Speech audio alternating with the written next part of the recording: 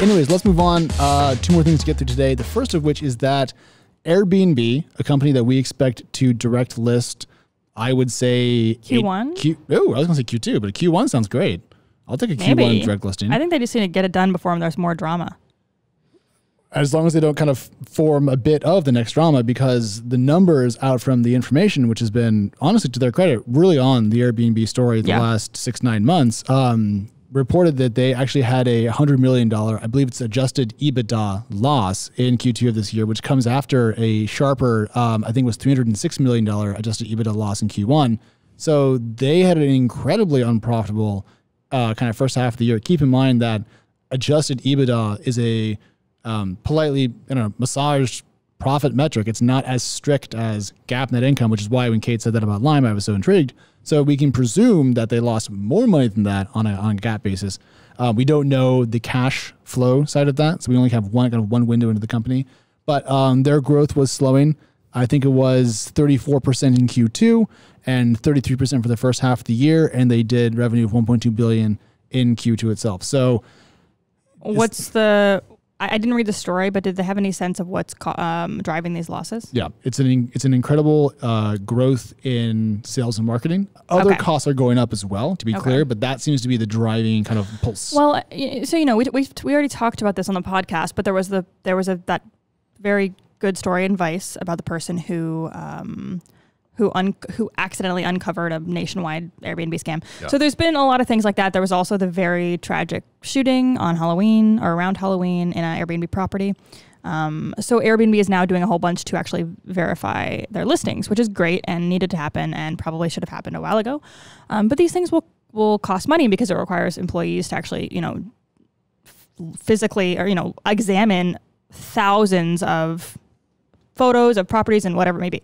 So that's going to be costly. So I'm curious going into next year how their finances will look, or, perhaps even closing up Q4, how that might be impacted. Well, just thinking this out loud, those costs that you're outlining would be effectively a cost of revenue to me. That wouldn't be a strict sales and marketing expense. So you can see possible gross margin erosion at Airbnb, but we haven't seen the numbers. We don't know how the accounting works out. We haven't seen what the SEC has approved. We're thinking, if that is the case, Airbnb could see itself slip a little bit from the technology bucket into the technology-enabled bucket that Omni, for example, was in. Now, Airbnb is doing fine. They're not in any trouble of being shut down, but it could impact their revenue multiple at the time of their direct listing, which could make it more difficult to hit the numbers that they expect. But at the same time, growing by a third year over year when you're doing, $2.5 billion, whatever that is, in H1 revenue, you're huge. You're doing great. So I can't really throw a lot of stones. No, but I don't the think losses so. Aren't good news. Right. I mean, this is what we do, is we talk about things like this. So that's why we're talking about it. We're not throwing any stones. I mean, I think Airbnb is going to have a very successful exit. I think we both said they seem like a great company. They, certainly the narrative here is much stronger and more enticing than a lot of the other Silicon Valley unicorns that have either gone public or considered it, or, WeWork.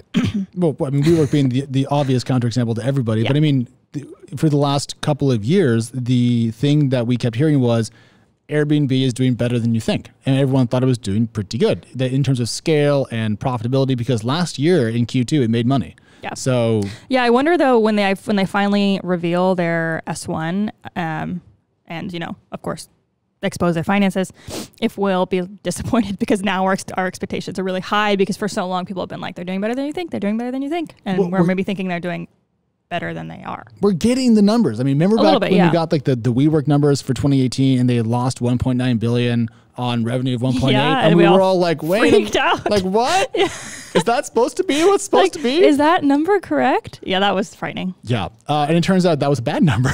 Now, in this case, though, obviously reasonable growth, reasonable losses, probably reasonable cash spent. The question is, what number do they want to hit? And if it's a really high number, will they reach it, or will it be disappointment there in pricing? I wish that Airbnb would drop their S1 in December, because December is a really boring news month. And I was just thinking today, I was like, if Airbnb would drop their S1, that would give me something to do for like 2 weeks of December. Airbnb's COO is leaving the company. Belinda Johnson is stepping down as COO in March.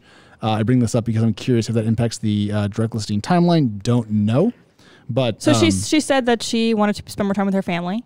Yeah, but that doesn't mean anything. No, it doesn't. I agree. I was, why is she leaving right before the IPO? Or right after is my question. If you drop an S1 in December, you can DL she's stepping in January. down in March. Okay. Yeah, so I didn't realize. All right. Your timing would put the IPO inside of her tenure, which would make some sense to me. But if the DL is in June, that'd be kind of strange. Like, why not stick around for the big event that you've been working so hard for? It reminds me of when Julie of Stitch Fix. So she stepped down in 2017, exact same, 3 months before they went public, and everybody was like, "Why would she leave?" It's because she was building her own business, and then that actually I wrote about it 3 weeks ago. It only just came out as public, so 2 years go by. The whole time she's building a company. It's called the Yes, I think. Anyways, that's just an example. What does it do? It's going to be a next generation, really, AI shopping platform. Don't we already have 20 of those? It's going to be the real deal. And I'm actually not kidding. She's just the top of her field. She's worked at Sephora, Nordstrom. She built so much of Stitch Fix. She's just the expert in e-commerce, next gen retail, and she's working with this AI expert. I think it'll be interesting. Cool. I don't really know if it's I think we probably talked about it. Anyways, the Yes. Maybe we didn't. I don't think so. But it sounds if I hope that's the name. If it's not, this segment's gonna seem Julie really Bornstein strange. is her name. Okay. Anyways, maybe Belinda Johnson is maybe it's something like that, or maybe she's found a really awesome next opportunity. Maybe she does want to spend some time with her family. We don't really know. I mean, we have no idea. Family time is a good time.